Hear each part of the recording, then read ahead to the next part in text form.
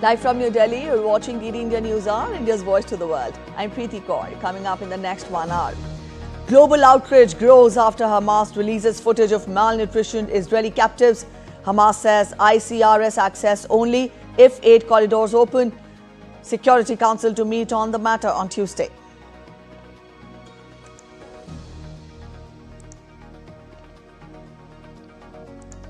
Special US envoy Steve Witkoff to visit Russia next week amid escalating tensions, even as Trump deadline for Russia to take steps to cease conflict ends next week.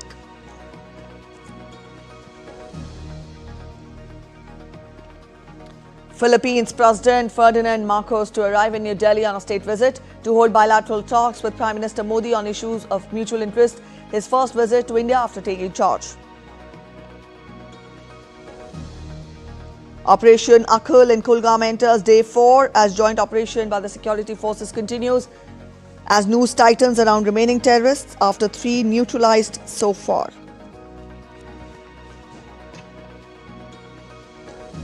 In cricket, 5th and final test between India and England at the Oval move on to day 5 as rain forces stumps to be taken early. England at 339 for 6 at stumps, trail India by 35 runs.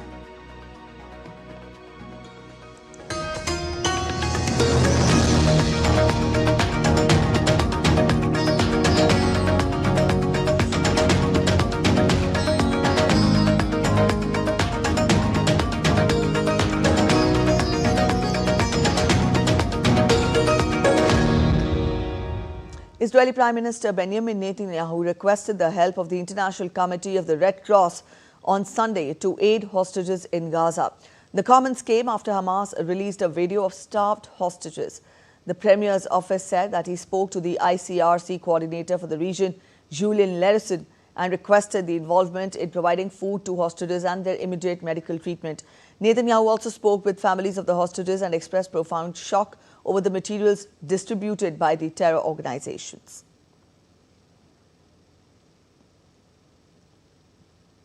Over recent days, Hamas and its ally Islamic Jihad have released 3 videos showing 2 hostages seized during the October 7, 2023 attack on Israel that triggered the ongoing war. The images of Rom Braslavsky and aviator David, both of whom appeared weak and malnutritioned, have fueled renewed calls in Israel for a truce and hostage release deal.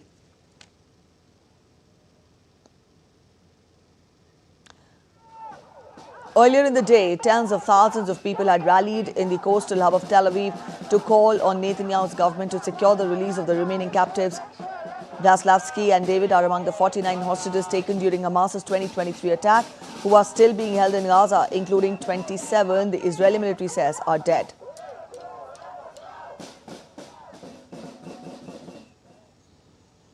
Meanwhile, Hamas says it will allow aid for hostages if Israel halts the airstrikes, opens permanent humanitarian corridors.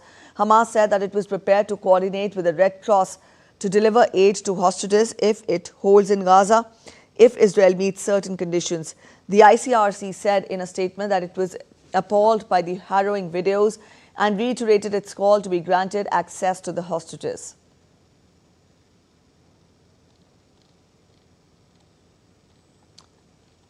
A statement from the Hostages Families Forum said Hamas's comments about the hostages cannot hide that it had been holding innocent people in impossible conditions for over 660 days and demanded their immediate release. And until their release, Hamas has the obligation to provide them with everything they need. The United Nations Security Council will hold a special session on Tuesday morning to discuss the 50 hostages still held by Hamas in Gaza. It was following a request by Israeli Foreign Minister Gideon Saar. The videos of David and Rom drew criticism from Western powers and horrified Israelis. France, Germany and the UK and also the US were among the countries to express outrage. EU Foreign Policy Chief Kaja Kallas said that the images are appalling and expose the barbarity of Hamas, calling for the release of all hostages immediately and unconditionally.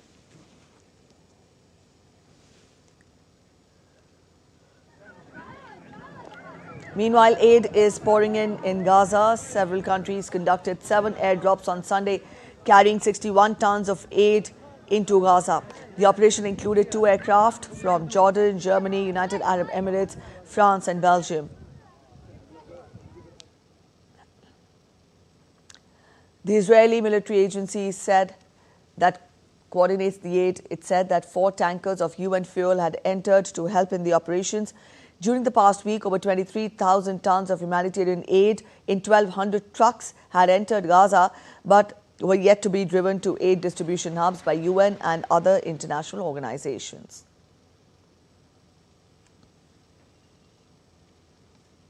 Iran's top security body has approved the creation of a new defense council more than a month after a ceasefire ended a 12-day war with Israel. The new body, which will be chaired by the president and include top military commanders, among other senior officials and ministers, will be tasked with reviewing defense strategies and enhancing the capabilities of Iran's armed forces. On Friday, local media said that the decision comes as part of a broader structural change to Iran's security apparatus. The move comes in the wake of a conflict with Israel that, according to the official figures, left more than 1,000 people dead in Iran and 29 in Israel. US President Donald Trump on Sunday said that some Americans could get some kind of dividend or distribution of money as a result of tariffs being imposed on US trading partners. Trump has imposed tariffs on almost all its trading partners in order to balance their trade deficit with the US. Trump first announced the reciprocal tariffs in April, which led to a global financial crisis with stock markets plunging across the world market. Trump had then decided to put the tariffs in moratorium for 90 days and set a baseline of 10% tariff for the countries and made room to negotiate deals with the federal administration. The deadline, which was supposed to end on July 9th, was extended to August 1st, and several countries were able to strike a deal with the US.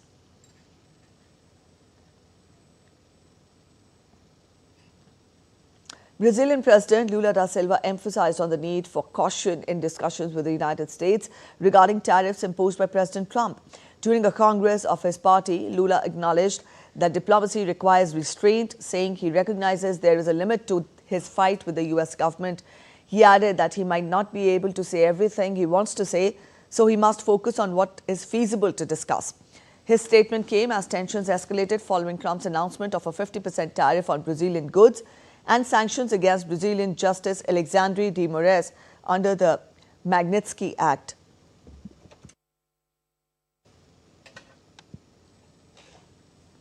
Trump signed an executive order slapping 50% tariffs on Brazilian imports. A Brazilian judge was also sanctioned by the US for what President Trump calls a witch hunt against a far-right ally.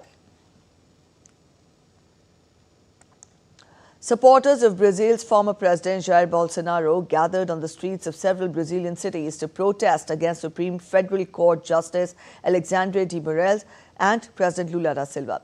The protesters called for amnesty for those involved in the alleged coup attempt days after Lula's inauguration in January 2023. Bolsonaro, currently under house arrest, was unable to attend the protests in person. However, he made a brief appearance via phone during a rally in Rio de Janeiro with his son to address the crowd. Sunday's protests came amid heightened tensions between Brazil's judiciary and Bolsonaro's supporters.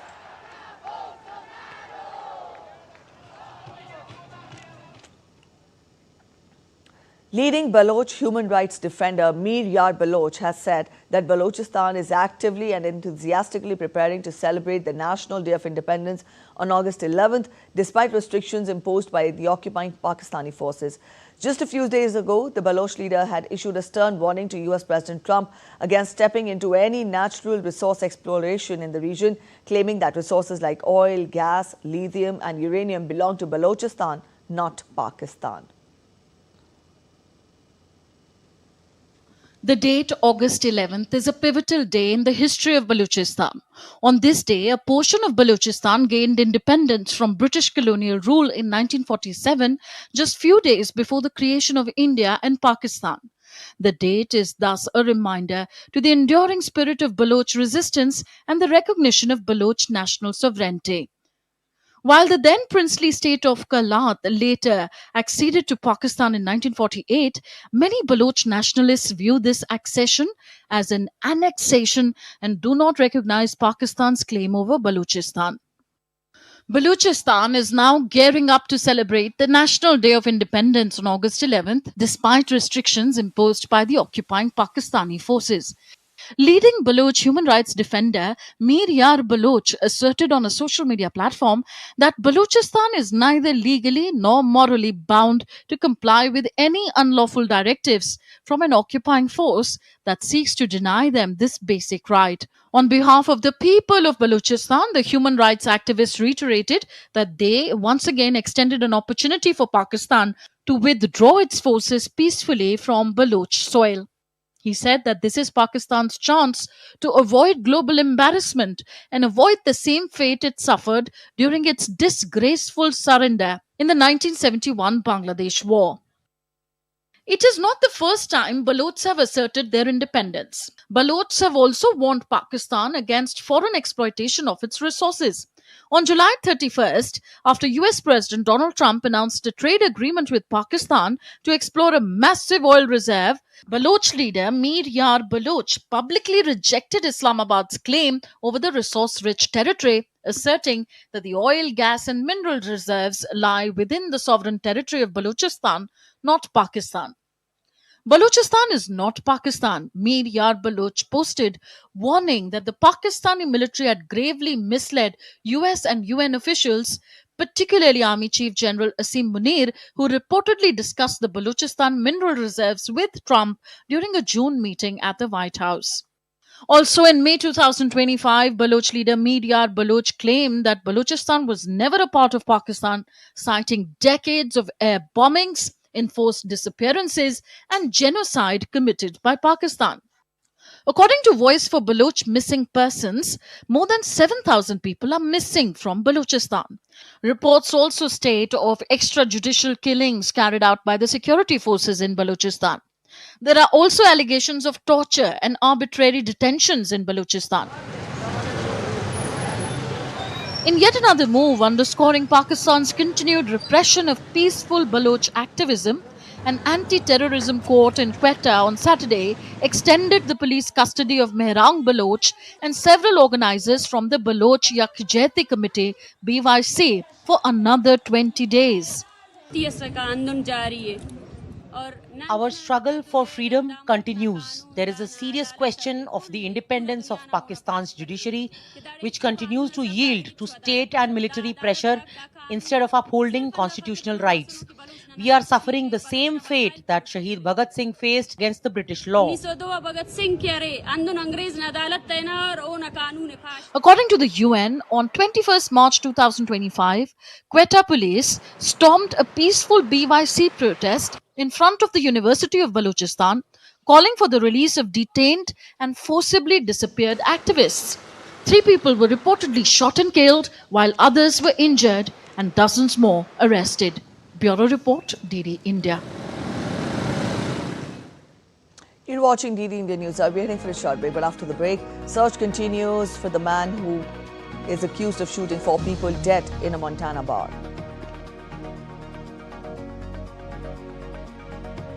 Rescue operation ends at copper mine with no survivors as the body of a 5th missing miner found days after a tunnel collapsed in Chile.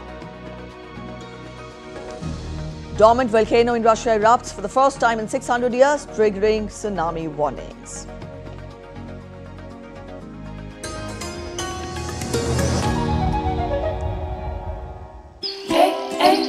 One of India's newest states, one of India's oldest lands, Jharkhand is a hidden treasure house of many wonders, from quaint towns to prehistoric rock art. From thrilling adventure sports to historical heritage sites. Discover your spiritual awakening among revered ancient temples. The month of Shravan in the monsoons is dedicated to Lord Shiv, and that is when the temple gets its maximum footfall. Johar.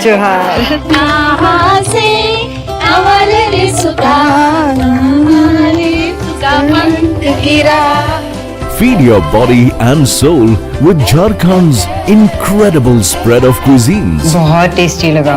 Come and explore Jharkhand for an experience like never before. Postcards from Jharkhand on National Geographic. Welcome back after the break. You're watching DD India News. Our US President Donald Trump said that Special Envoy Steve Witkoff may travel to Russia this coming week. After a visit to Israel and Gaza Strip, Witkoff will travel to Russia potentially on Wednesday or Thursday. Well, there'll be sanctions, but they seem to be pretty good at avoiding sanctions. You know, they're wily characters, and they're pretty good at avoiding sanctions. So we'll see what happens. But Steve is focused right now on the border in terms of, we're talking about with Gaza, getting people fed. And he may be going, I think next week, Wednesday or Thursday, may be going to Russia. They would like to see him. They've asked that he meet, so we'll see what happens. Trump also hints of imposing sanctions on Russia if it does not agree to cease fire. The US leader, who returned to power on a pledge to swiftly end the conflict, has in recent weeks rolled back his earlier conciliatory approach towards Moscow and signaled openness to arming Ukraine. The US Marshals Service posted a $7,500 reward for any information leading to the capture of the man accused of shooting 4 people dead in a Montana bar. The suspect, Michael Brown, aged 45, walked into the Owl Bar late on Friday morning and opened fire with a rifle, killing the bartender and 3 patrons, then fled the scene. A stolen pickup truck used as a getaway vehicle was later recovered, but law enforcement's last sighting of the suspect was during a brief pursuit about 2 hours after the shooting. Investigators are yet to determine the motive, but Brown lived near the bar, was a regular there himself, and presumably knew all 4 of his victims. In Chile, a rescue operation at the world's largest underground copper mine ended on Sunday with no survivors, as the body of a 5th missing miner was found days after a tunnel collapsed. The total death toll stood at 6, including 1 person who died at the time of the mine collapse on Thursday evening. The collapse was triggered by one of the largest tremors ever recorded at El Teniente, with the impact of a 4.2 magnitude quake. It is still unclear if the cause was a natural quake in the highly seismic country or mining activity. The state-run mine company will convene international experts to investigate the cause. Meanwhile, Chile's President Gabriel Boric called for 3 days of mourning for the victims of the collapse. El Teniente, which is operated by Chilean state-owned mining firm Codelco, boasts of more than 4,500 kilometers of tunnels and is the largest underground copper deposit in the world.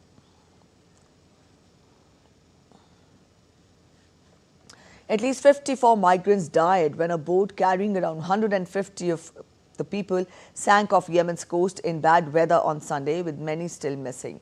The boat capsized off the Awar district in Yemen's southern Abyan province on the Arabian Sea. A provincial health official said 10 of the around 150 people on board were rescued. Yemen continues to witness a significant increase in the influx of irregular migrants arriving from Africa.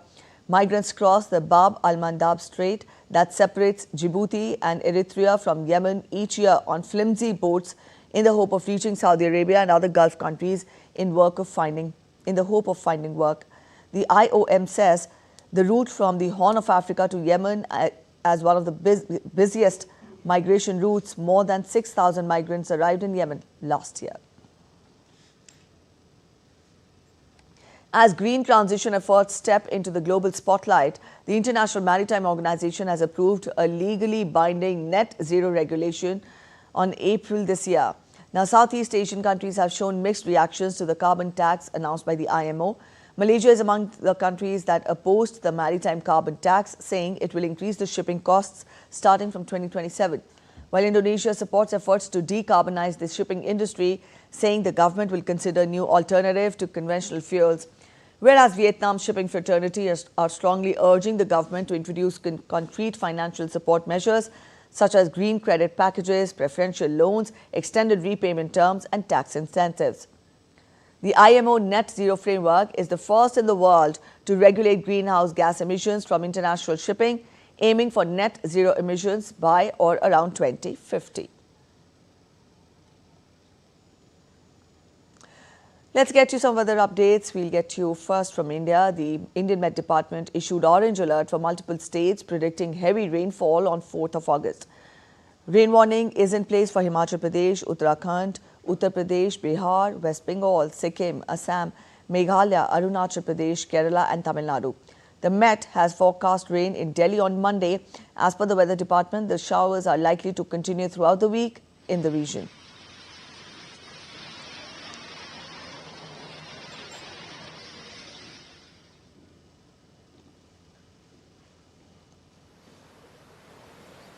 In Bihar, pleasant weather is expected to continue for the next 5 days, accompanied by strong winds that will provide relief from humidity.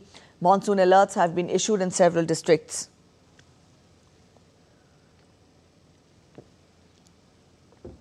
Heavy rainfall is also expected in the hilly state of Jammu and Kashmir, Himachal Pradesh and Uttarakhand.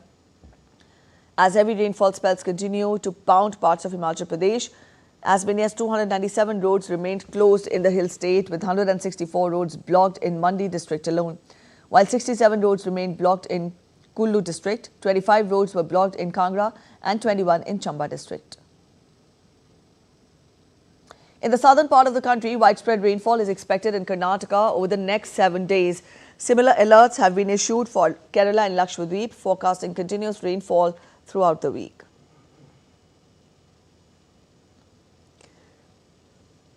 In Sikkim, the National Highway number 10 will remain closed from Coronation Bridge to Chitre for 3 days. Several incidents of landslides have been reported at National Highway 10 recently due to rains. In international weather updates, 4 people died and more than 5,900 have been evacuated in southern Taiwan after the island recorded more than a year's rainfall over the past week, which caused widespread landslides and flooding. 3 people are missing and 77 have been injured since late July, when a depression and strong southwesterly air streams began causing flooding and landslides in Taiwan's south, an area vital for the island's agriculture sector. The government said more than 2,000 people were still forced to stay away from their homes. The rain was likely to subside from Monday, the weather authorities said, as warnings for landslide and flooding continued for the southern mountains. Typhoon Danas lashed southern Taiwan with record winds in July in a rare hit to the island's densely populated west coast, which knocked down more than 3,000 electric poles in the worst damage to the island's power grid in decades.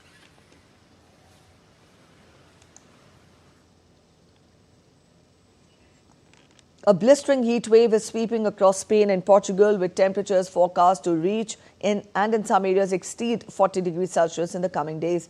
Spain's weather authorities have warned that some regions near the Guadalajara and Guadalquivir rivers could see temperatures as high as 42 degrees Celsius and higher. The extreme heat is expected to persist at least through Thursday, that is August 7th. Hot and dry summers are common across the region, but more intense heat waves have contributed to destructive wildfires in recent years, amid fast rising temperatures around the globe, with Portugal and Spain having had the hottest June on record.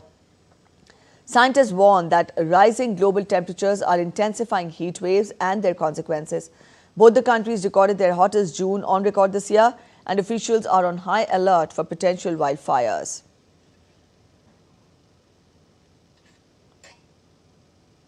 Several towns in eastern Australia were covered with the heaviest snowfall seen in decades over the weekend as severe weather swept through the region. The authorities said that wild conditions led to flooding, left vehicles stranded and caused power outages affecting thousands of homes. Meteorologists suggest that a cold front brought up to 40 centimeters of snow to parts of northern New South Wales, with snow also falling in parts of Queensland for the first time in a decade. Emergency services reported handling over 1,455 incidents, including more than 100 vehicles stranded due to snow. Storms caused damage to buildings along with multiple major flood warnings. A scorching heat wave continues to grip large parts of Morocco, with temperatures soaring to 45 degrees Celsius in several regions, disrupting daily life across the kingdom. According to Met Department, the heat wave is expected to persist through the weekend, especially in interior regions such as Marrakech, Beni Mellal, Tarudant and Erakchidea.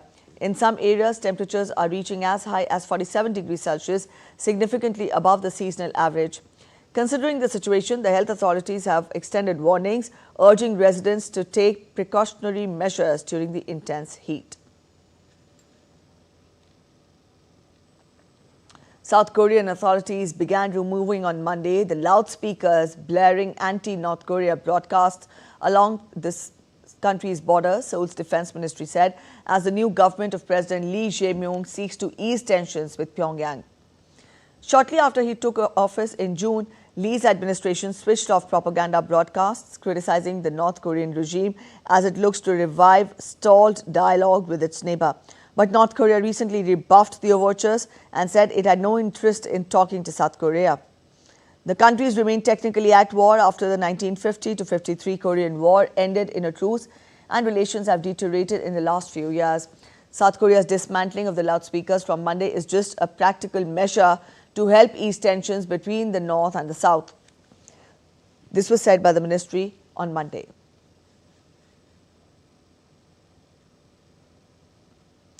Up next, we take a look at other stories making it to the headlines from across the world. Vietnam's Ho Chi Minh City is rolling out more than 300 new electric and compressed natural gas-powered buses as part of a broader effort to green its public transport system. With this addition, nearly 50% of the city's bus fleet will run on environmentally friendly fuel. The city also plans to improve connectivity between the bus network and major transport hubs, including inter-provincial terminals and metro lines. In Hong Kong, tens of thousands of cat lovers descended on Exhibition Centre for an expo dedicated to everything feline, from premium cat food to paw imprint jewellery and fur shampoo. A survey by the expo organizer found that Hong Kong cat owners are spending an average of $255 on their pets, 6.2% higher than last year. The rise highlights how the so-called cat economy is becoming an increasingly important driver of growth, spanning multiple sectors.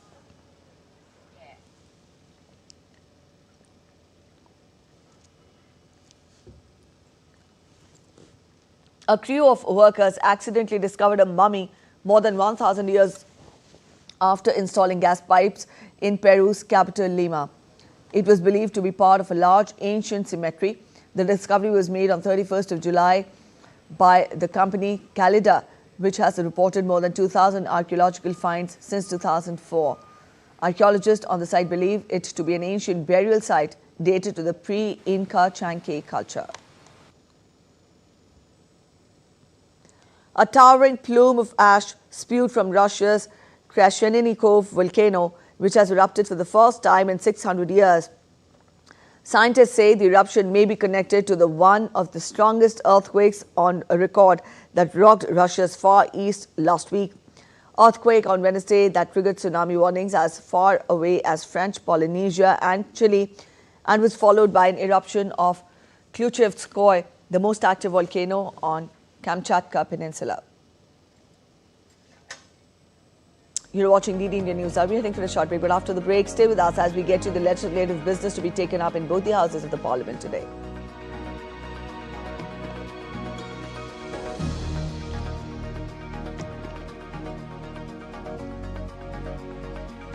We also get you a special report on how military drones completely designed and made in India helped in India's success in Operation Sindoor. Devotees observe the last Somvar of the pious Savant month with much devotion and gaiety.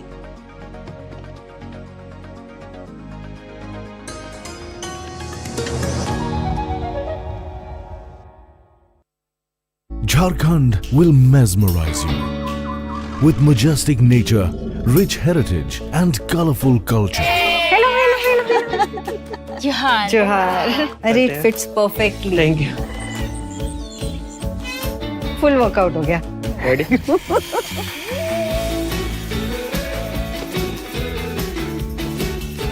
Postcards from Jharkhand on National Geographic. Welcome back after the break. You're watching DD India News Hour. A quick relook at the top stories now. Global outrage grows after Hamas releases footage of malnutrition Israeli captives.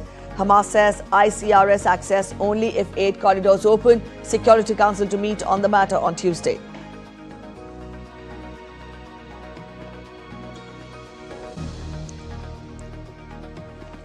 Special US Envoy Steve Witkoff to visit Russia next week.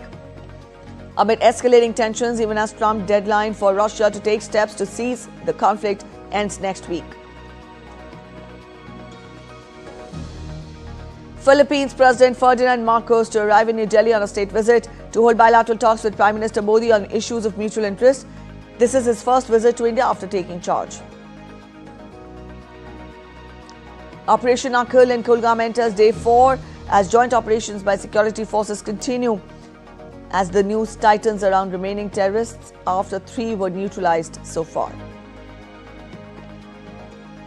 In cricket, 5th and final test between India and England at the Oval move on to day 5 as rain forces stumps to be taken early.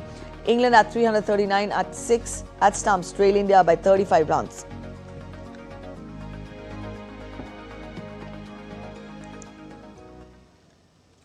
President of Philippines Ferdinand R. Marcos will be visiting India from 4th to 8th of August. During his state visit, he will be accompanied by First Lady Madame Luise Aranita Marcos and a high-level delegation including several cabinet ministers, other dignitaries and senior officials in addition to business representatives.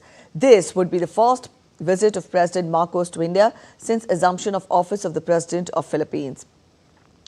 The visiting leader will hold bilateral discussions with Prime Minister of India Narendra Modi and External Affairs Minister Dr. S. Jaishankar. He will also hold a meeting with his Indian counterpart Draupadi Murmu.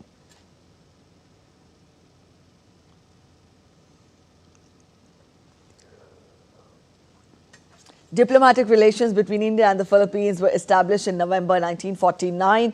Both the countries have since developed a strong partnership across a wide spectrum of areas, including trade and investment, defense and security, maritime cooperation, agriculture, health, pharmaceuticals, and digital technologies.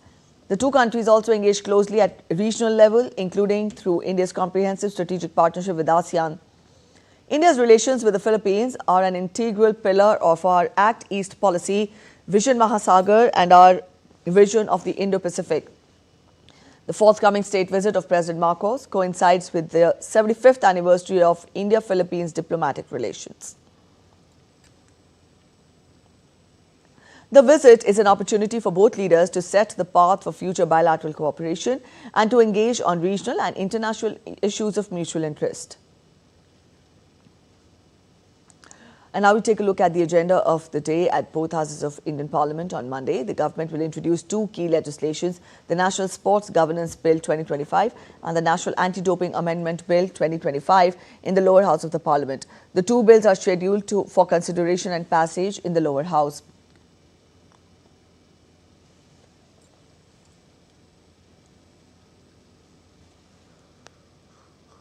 The upper house will take up the Carriage of Goods by Sea Bill 2025 for consideration and passage, apart from other legislative businesses.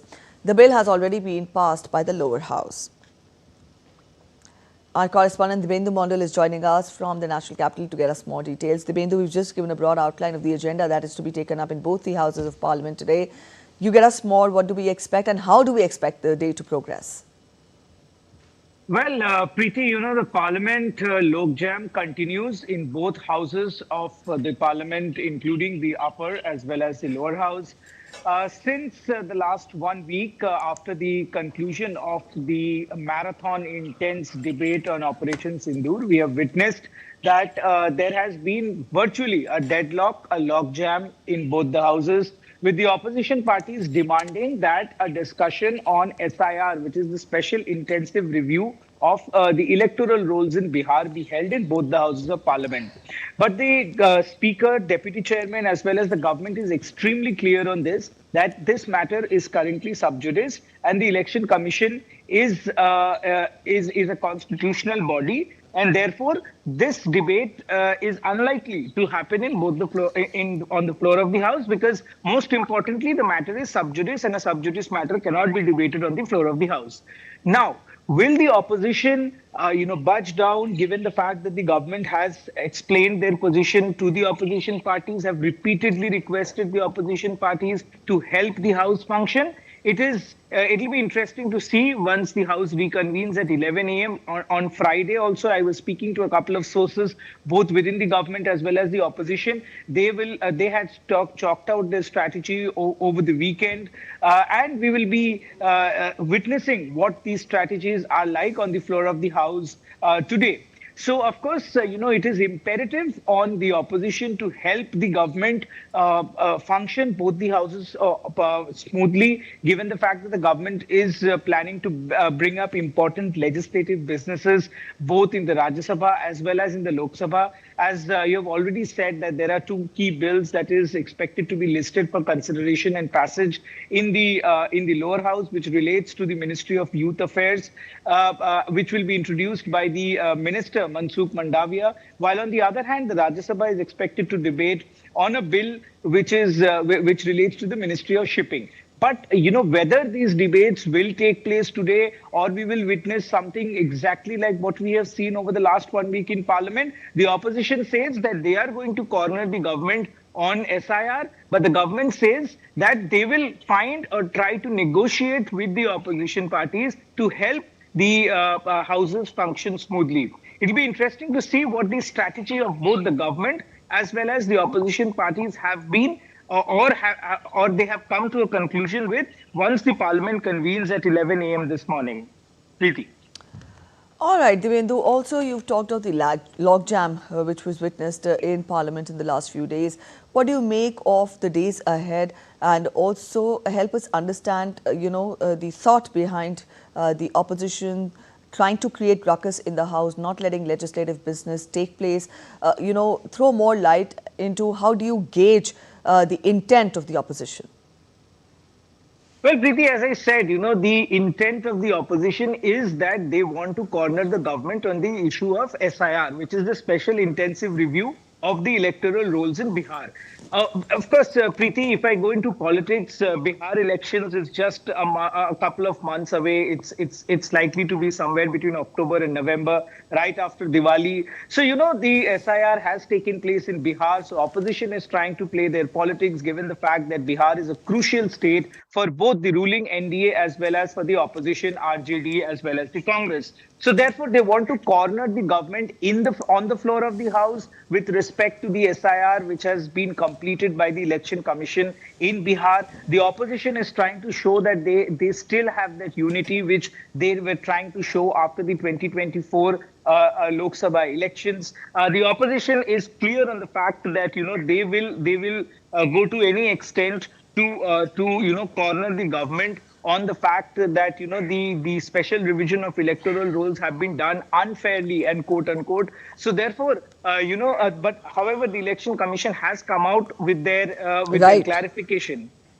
So therefore, the strategy of the government is that they are trying to negotiate or talk, and in fact, Speaker Om Birla did talk to the opposition and all the floor leaders of both the ruling as well as the opposition parties to help the House function. And it was expected that after the BAC meeting that the House would function. But as I said, till 11 a.m., we'll have to wait to see whether this House functions properly or not. All right, Devendu, we leave it here. We'll come back to you again during the day. As of now, thanks for joining in. Changing track to other updates, India's Press Information Bureau's fact-checked unit on Sunday officially dismissed social media posts which falsely claimed, citing the Ministry of External Affairs, that India is considering suspending or reviewing bilateral agreements with the United States over hostile economic policies. PIB in a social media statement clarified that no such statement was issued and labelled the claims as misinformation. It also shared photos of the misleading post, where some accounts were seen posting false information with respect to the ties between Washington and New Delhi.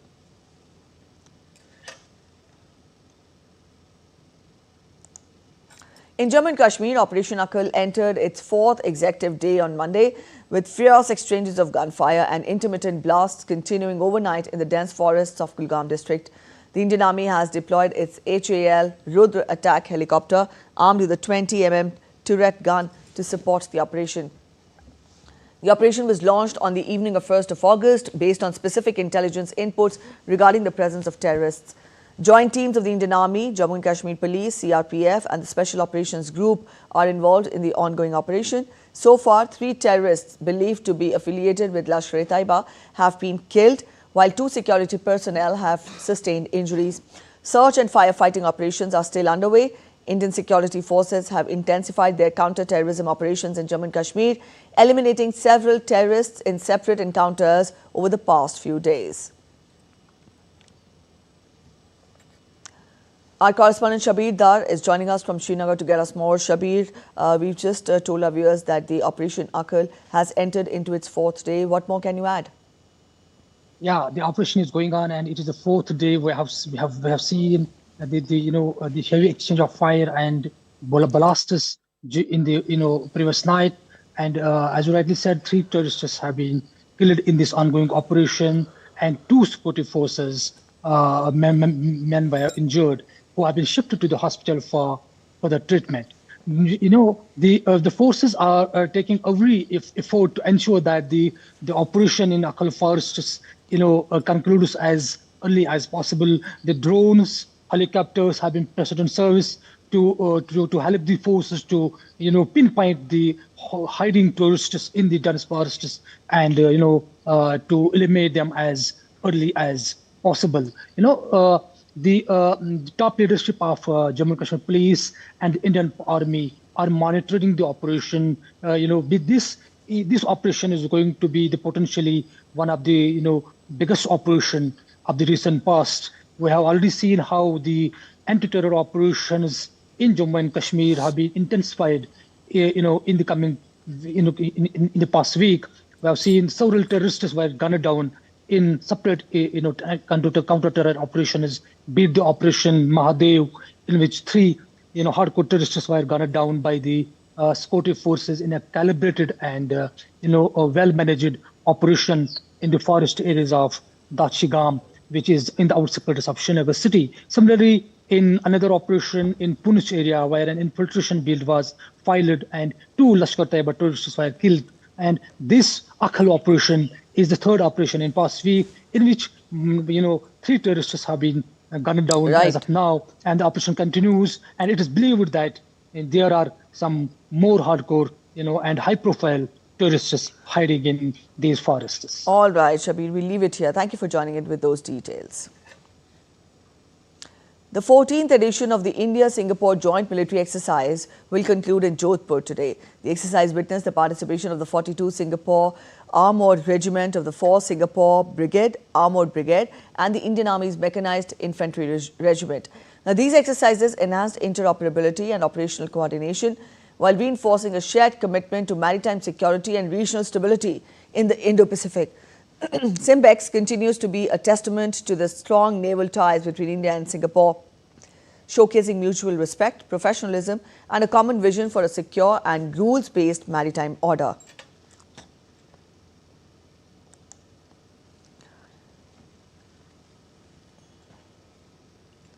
Military drones completely designed and made in India were pivotal in India's success in Operation Sindoor.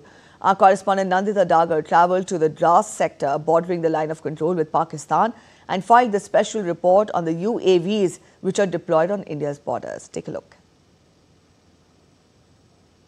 This is a mini remotely piloted aircraft built by Asteria Industries, completely made in India, indigenous, a symbol of self-reliant India, Atmanirbhar Bharat.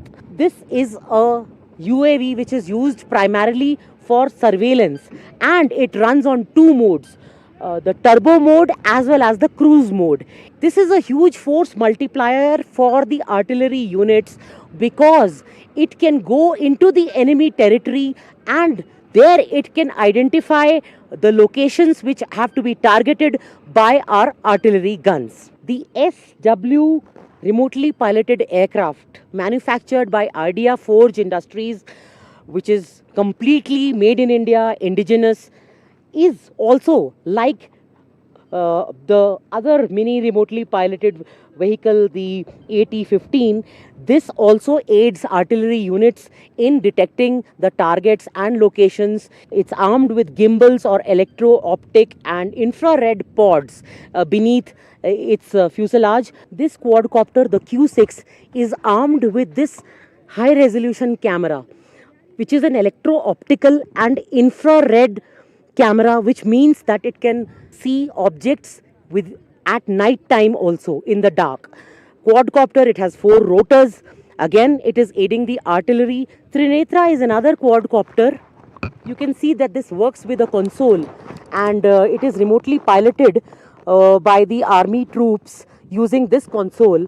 Extremely state-of-the-art with a high-resolution camera and turbo motors which run its 4 propellers. We all know what first-person view drones did in Ukraine's Operation Spiderweb. Now, this is an example of Indian Army's own initiative, own innovation. Our troops in the Indian Army, every battalion, the soldiers have made this first-person view drone. I'd show you this joystick with which it can be steered. Of course, it's not flying right now, and this is for the navigation and steering of this first-person view drone. An example of Indian ingenuity, Indian Army's ingenuity. This is the small payload. The payload it carries is an explosive, could be dynamite, could be TNT, could be RDX, or any other explosive that the Army chooses. Apart from this joystick which controls this FPV drone, we also have this headgear. The soldier can wear it, and when he puts it on his eyes, he can see exactly what the FPV drone is seeing. This FPV is a kamikaze drone, which means it's a suicide drone. Once it is launched, it will go into the enemy territory, bomb the target, and of course be destroyed there. With camera person Manmohan in the Dras sector, this is Nandita Dagar for DD India. India will host the first ever BIMSTEC Traditional Music Festival at New Delhi's Bharat Mandapam on Monday. The concert has been organized by Indian Council for Cultural Relations in association with Ministry of External Affairs and comprises of traditional vocalists and instrumentalists from 7 member nations, that is India, Bangladesh, Bhutan, Myanmar, Nepal, Sri Lanka and Thailand. The 7 Nations One Symphony Music Festival features a hand-picked array of folk and classical music genres from the member nations. This multicultural music tapestry honors age-old traditions and emphasizes on cultural harmony. The festival seeks to promote people-to-people linkages through the conservation of endangered art forms and regional harmony. Authorities suspended this year's annual Amarnath Yatra on Sunday, just a week ahead of its scheduled conclusion due to need for maintenance on the tracks that were damaged by recent heavy rainfall. The Yatra will remain suspended from August 3rd onwards along both the Sonmarg, Baltal and Pahalgam Chandwandri routes. And further updates will be issued in due course of time. Over 4 lakh pilgrims performed darshan at the cave shrine during last 31 days. The 38-day-long yatra, which had started on July 3rd, will culminate on Sawan Purnima, coinciding with Raksha Bandhan festival falling on August 9th. However, authorities decided to shorten it by a week, citing critical repair and maintenance work to be undertaken in the wake of heavy rainfall. The auspicious Sawan month culminates with its last Monday today, a day dedicated to Lord Shiva. Devotees observe fasts, offer prayers and perform rituals like Rudabhishekam to seek blessings for health and well-being.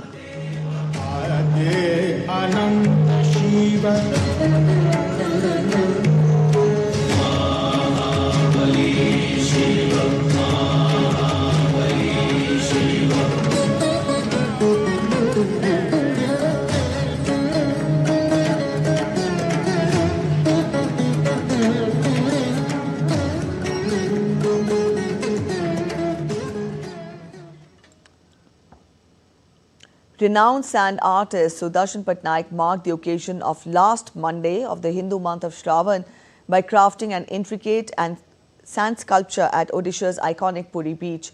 The artwork pays tribute to Lord Shiva as devotees across India observe the final Monday of the holy month of Shravan, considered highly auspicious in the Hindu calendar. Patnaik's tribute added a visual and spiritual dimension to the day's observances. Patnaik, globally acclaimed for his spiritual and socially themed sand sculptures, often uses his art to highlight cultural and religious events. Let's get you updates from the world of business. India is undergoing a transformative journey in the semiconductor space, rapidly building an ecosystem that promises to position the country as a major hub in the global chip manufacturing and design value chain. With the global chip market expected to surpass $1 trillion by 2030, India is not only aiming to reduce its dependence on imports, but also to emerge as a trusted partner in the diversified global supply chain. At the heart of this transformation is the India Semiconductor Mission, launched in December 2021 with an outlay of 76,000 crore rupees. The mission is aimed at fostering chip manufacturing, packaging, testing and design capabilities. It also promotes collaboration between academia and industry to boost research and develop a highly skilled talent pool. As per the industry estimates, India's chip market stood at approximately $38 billion in 2023 and is projected to grow to $100 to $110 billion by 2030. So far, 6 major semiconductor projects have been approved. Together, these units will collectively produce millions of chips and wafers per month, fulfilling both growing domestic and global market. India's design ecosystem is also seeing rapid growth. The recent inauguration of 3-nanometer chip design centers in Noida and Bengaluru marked a breakthrough in high-end chip innovation.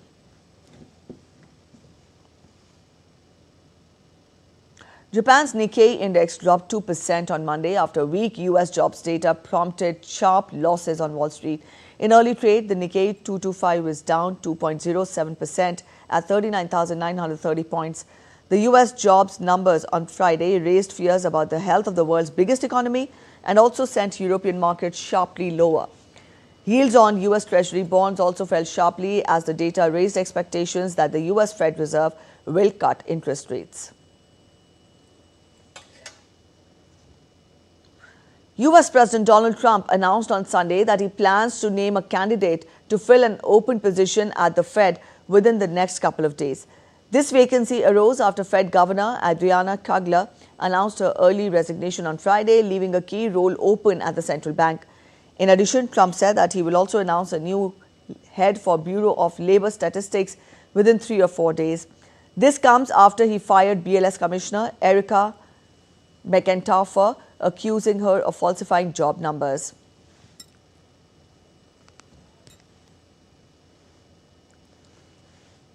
President Trump on Sunday stood by his decision to dismiss McEntire after the release of a disappointing jobs report, despite growing criticism over the move. I have a couple of people in mind. I'll be announcing somebody for the filling of the person that left. A woman left, as you know, who is I guess a Biden appointment, either Biden or Obama, but I think a Biden appointment. And she left early, and I think she left because she agreed with me on interest rates, and yet they were on the other side of the ballpark, right? So I'll be announcing that probably over the next couple of days. 8 OPEC plus countries announced on Sunday to increase oil production by 547,000 barrels a day. The decision came following a meeting of OPEC plus countries. Analysts said that there was unlikely to be a major impact on prices, with Brent crude oil currently selling at about $70 per barrel. Thousands of members of a union representing Boeing defense industry workers in the U.S. state of Missouri and Illinois will go on strike early on Monday after rejecting a revised proposal for a new contract. The American aerospace giant's initial proposal, which included a 20% wage increase over 4 years and more vacation time, was rejected a week earlier. The new offer doubled the wage increase. The storied company has been in crisis since last year due to production quality issues and a 7-week strike that crippled 2 of Boeing's major assembly plants. International Association of Mechanists and Aerospace is one of North America's largest unions, representing some 600,000 members in aerospace, defense, shipbuilding, transportation, healthcare, manufacturing, and other industries. On to sports updates now. We'll talk of cricket. The dramatic 5th and final test between India and England at the Oval moved on to day 5th as bad light and eventual rain forced stumps to be taken early on Sunday. India roared back into the contest after tea on day 4 as England were reduced from 301 for 3 to 337 for 6, with centurions Joe Root and Harry Brook dismissed in the process. The match was slipping away from India, with Shubman Gill's side made to pay after Mohammad Siraj's fielding blunder handed Brook a lifeline. However, 3 wickets from Prasidh Krishna and 2 from Siraj himself have thrown the game wide open now. England are aiming to script a record test run chase of 374 at the Oval, while India must win to level the series and retain the Anderson Tendulkar Trophy.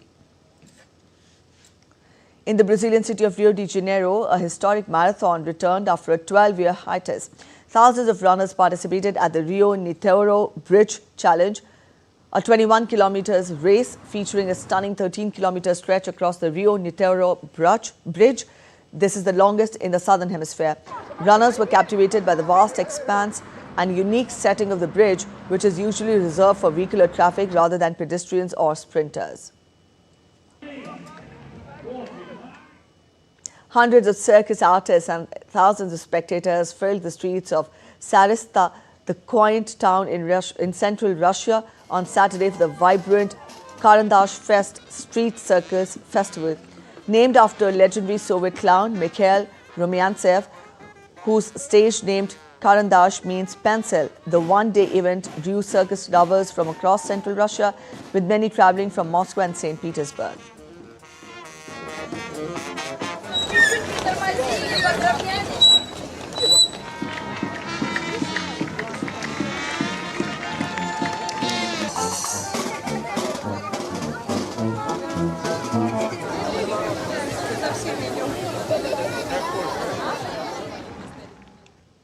All right, with that, we end this edition of DD India News Hour. But let us know your thoughts on the news of the day. For those of you on the go, you can get all the latest news and updates from India and across the world on the DD India mobile app.